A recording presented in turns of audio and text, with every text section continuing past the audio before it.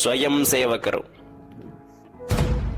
ನಮಸ್ತೆ ಸದಾ ವತ್ಸಲೆ ಮಾತೃಭೂಮೆ, ನಮಸ್ತೆ ಸದಾ ವತ್ಸಲೆ ಮಾತೃಭೂಮೆ, ತ್ವಯಾ ಹಿಂದೂ ಭೂಮೆ ಸುಖಂ ವರ್ಧಿತೋಹಂ, ತ್ವಯಾ ಹಿಂದೂ ಭೂಮೆ ಸುಖಂ ವರ್ಧಿತೋಹಂ. RSS ನ ಹುಟ್ಟಿನ ಬಗ್ಗೆ ಹೇಳುವುದಾದ್ರೆ, ಇದರ ಹುಟ್ಟಿನ ಹಿಂದೆ ಒಬ್ಬ ದೇಶಭಕ್ತ ಬಾಲಕನ ರೋಚಕ ಬಾಲ್ಯ ಇದೆ.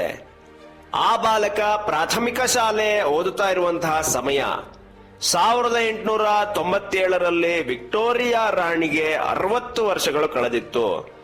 ಅದರ ಸಂತೋಷಕ್ಕೆ ಎಲ್ಲಾ ಮಕ್ಕಳಿಗೆ ಮಿಠಾಯಿಯನ್ನ ಹಂಚಲಾಗ್ತಿತ್ತು. ಎಲ್ಲ ಮಕ್ಕಳು ಕೈಗೆ ಬಂದಂತಹ ಮಿಠಾಯಿಯನ್ನ ತಿಂತ ಇದ್ರೆ, ಆ ಒಬ್ಬ ಬಾಲಕ ಕೈಗೆ ಬಂದಂತಹ ಮಿಠಾಯಿಯನ್ನ ಕಸದ ಬುಟ್ಟಿಗೆ ಎಸೆದಿದ್ದ. ವಿದೇಶಿಗರ ಸಂಭ್ರಮಾಚರಣೆಯಲ್ಲಿ ನಾವೇಕೆ ಭಾಗವಹಿಸಬೇಕೆಂಬ ಮನಸ್ಥಿತಿ ಆ ಬಾಲಕನದಾಗಿತ್ತು. ಈ ರೀತಿ ಅಮ್ಮನ ಎದೆ ಹಾಲಿನ ಜೊತೆ ದೇಶಭಕ್ತಿಯ ಅಮೃತವನ್ನು ಕುಡಿದಿದ್ದ ಬಾಲಕ ಮತ್ಯಾರೂ ಅಲ್ಲ, ರಾಷ್ಟ್ರೀಯ ಸ್ವಯಂ ಸೇವಕ ಸಂಘದ ಸಂಸ್ಥಾಪಕರು, ಪ್ರಪ್ರಥಮ ಸರಸಂಘ ಚಾಲಕರೂ ಆದಂತಹ ಅಪ್ರತಿಮ ದೇಶಭಕ್ತ ಡಾಕ್ಟರ್ ಕೇಶವ್ ಬಲಿರಾಮ್ ಹೆಡ್ಗೇವಾರ್.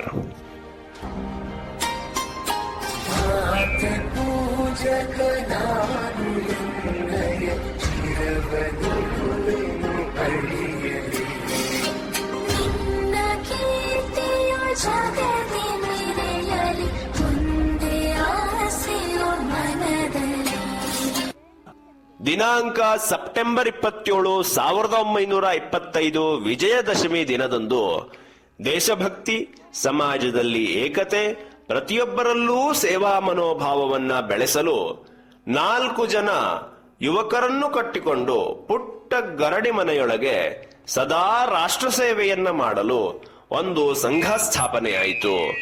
ಅದು ಪ್ರಸ್ತುತ ಜಗತ್ತಿನ ಬಲಿಷ್ಠ ಸಂಘವಾಗಿ ರಾಷ್ಟ್ರ ಸೇವೆಯಲ್ಲಿ ಸದಾ ನಿರತವಾಗಿದೆ.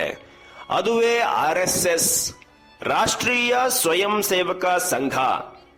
ಆಡುಮುಟ್ಟದ ಸೊಪ್ಪಿಲ್ಲ ಎಂಬ ನಾಣ್ಣುಡಿಯಂತೆ ಸಂಘ ತಲುಪದ ಕ್ಷೇತ್ರಗಳಿಲ್ಲ.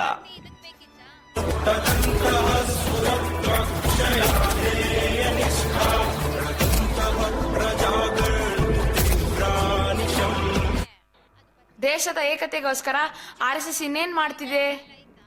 ಅದೇ ರೀತಿಯಲ್ಲಿ ಸಮಾಜದಲ್ಲಿನ ಅಜ್ಞಾನ, ಅಶಿಕ್ಷೆ, ಅಸಮಾನತೆ ಮತ್ತು ಪಾಶ್ಚಾತ್ಯ ಪ್ರಭಾವವನ್ನ ಹೋಗಲಾಡಿಸಲು ಮತ್ತು ನಮ್ಮ ದೇಶದ ಪುನರುತ್ಥಾನವು ಶಿಕ್ಷಣ, ಸೇವೆ ಮತ್ತು ಸಂಸ್ಕಾರದಿಂದಲೇ ಸಾಧ್ಯ ಎಂದು ತಿಳಿದು ಸಂಸ್ಕಾರಗಳನ್ನೊಳಗೊಂಡ ಶಿಕ್ಷಣವನ್ನ ಸಮಾಜಕ್ಕೆ ನೀಡಲು ಸ್ವಯಂ ಸೇವಕರು 1965ರಲ್ಲಿ ರಾಷ್ಟ್ರೋತ್ಥಾನ ಪರಿಷತ್ ಎಂಬ ಸೇವಾ ಸಂಸ್ಥೆಯನ್ನ ಸ್ಥಾಪಿಸಿದರು.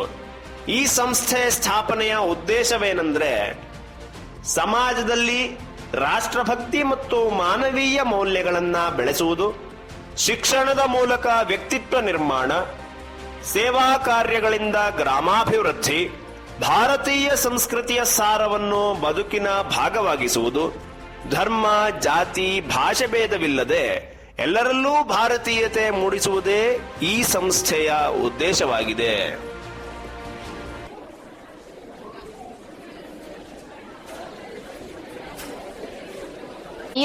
ಇತಿಹಾಸ ಎಂದರೆ ಹಳೆಯ ಯುದ್ಧ, ರಾಜರ ಜಗಳ, ಯಾರೋ ಆಳಿದ ಕಥೆಗಳು ಅಷ್ಟೇ.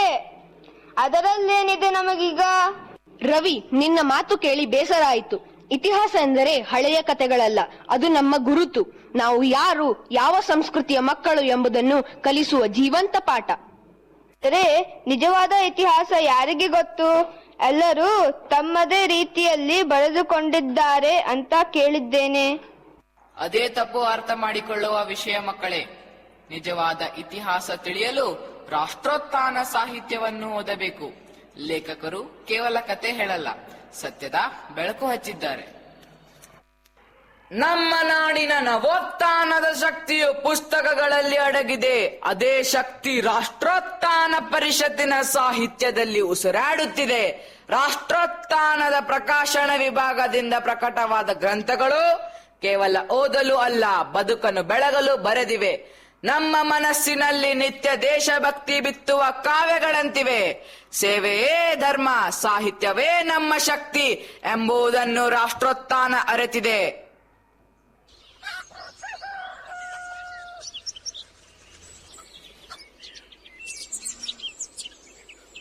ಶಿವ, ನಿನ್ನೆ ನಾನು ರಾಷ್ಟ್ರೋತ್ಥಾನ ಶಾಲೆಗೆ ಹೋಗಿದ್ದೆ. ಅಲ್ಲಿ ಮಕ್ಕಳು ಸ್ವಚ್ಛತೆ, ಪ್ರಾರ್ಥನೆ, ಸೇವೆ ಎಲ್ಲವನ್ನೂ ತುಂಬಾ ಶಿಸ್ತಿನಿಂದ ಮಾಡುತ್ತಿದ್ದರು. ಹೌದು, ಅಲ್ಲಿ ಯಾವ ರೀತಿಯ ಶಿಕ್ಷಣವನ್ನು ನೀಡುತ್ತಾರೆ?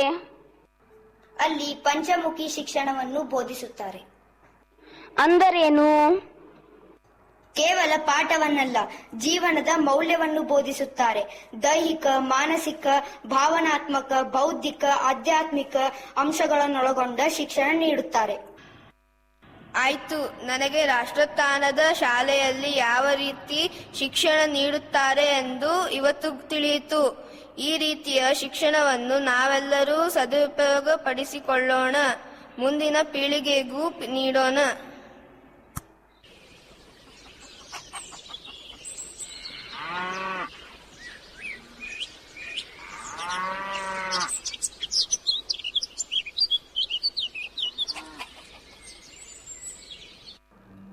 ತಾತ, ನಿಲ್ಲಿ, ಎಲ್ಲಿಗೆ ಹೋಗ್ತಾ ಇದ್ದೀರಿ?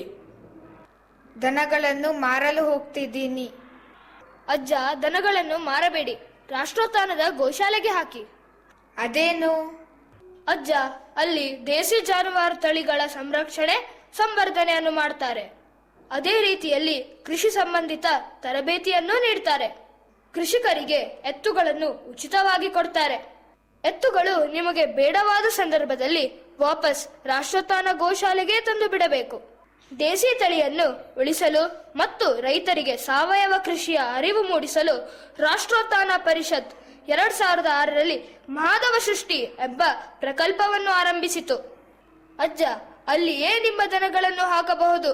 ಅಲ್ಲಿ ನಿಮ್ಮ ದನಗಳನ್ನು ತುಂಬಾ ಚೆನ್ನಾಗಿ ಸಾಕ್ತಾರೆ. ಆಯ್ತು, ಅಲ್ಲೇ ಹಾಕ್ತೀನಿ. ಅಲ್ಲೇ ನಮ್ಮ ಮನೆಯ ದನ ಚೆನ್ನಾಗಿರ್ಲಿ.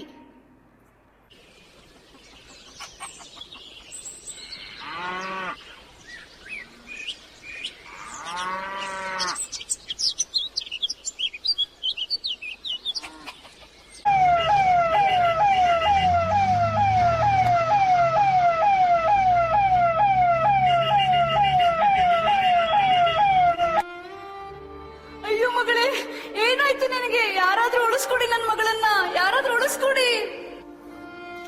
ಅಮ್ಮ, ನಿಮ್ಮ ಮಗಳಿಗೆ ತಕ್ಷಣ ಓ ಪಾಸಿಟಿವ್ ಬ್ಲಡ್ ಗ್ರೂಪ್ ಬೇಕಾಗಿದೆ. ಹೇಗಾದರೂ ಮಾಡಿ ವ್ಯವಸ್ಥೆ ಮಾಡಿಕೊಂಡು ಬನ್ನಿ. ಅಮ್ಮ, ಏನಾಗಿದೆ? ಏಕೆ ಕಣ್ಣೀರು ಹಾಕುತ್ತಿದ್ದೀರಿ? ನನ್ ಮಗಳಿಗೆ ರಕ್ತ ಸಿಗ್ತಾ ಇಲ್ಲ, ಯಾರು ಸಹಾಯ ಮಾಡ್ತಾ ಇಲ್ಲ ಗುರುಜಿ. ಭಯಬೇಡ ಅಮ್ಮ, ಮಾನವೀಯತೆ ಇರುವ ನಾವು ಭಾರತೀಯರಾಗಿ ಜೀವ ಉಳಿಸಲು ಮುಂದೆ ಬಂದೇ ಬರ್ತೀವಿ. ಚಿಂತೆಯೇ ಬೇಡ ನಿಮಗೆ.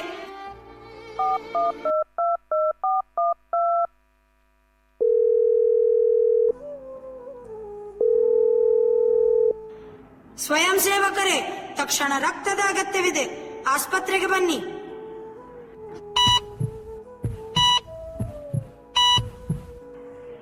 ನೀವು ಮಾಡಿದ ಸಹಾಯ ಮತ್ತು ನಿಮ್ಮ ಸ್ವಯಂ ಸೇವಕರು ನೀಡಿದ ರಕ್ತದಿಂದ ನನ್ನ ಮಗಳು ಬದುಕಿದಳು. ತುಂಬಾ ಧನ್ಯವಾದಗಳು ಗುರುಜಿ. ಸ್ವಯಂ ಸೇವಕರೇ, ಇಂಥ ತಾಯಂದಿರ ಕಣ್ಣೀರು ಮತ್ತೆ ಸುರಿಯದಂತೆ ಮಾಡಲು ರಾಷ್ಟ್ರೋತ್ಥಾನ ರಕ್ತ ಕೇಂದ್ರವನ್ನು ಸ್ಥಾಪಿಸೋಣ. ಮಾತೆ ಪೂಜಕ ನಾನು ಎನ್ನಯ ಚಿರವನಿ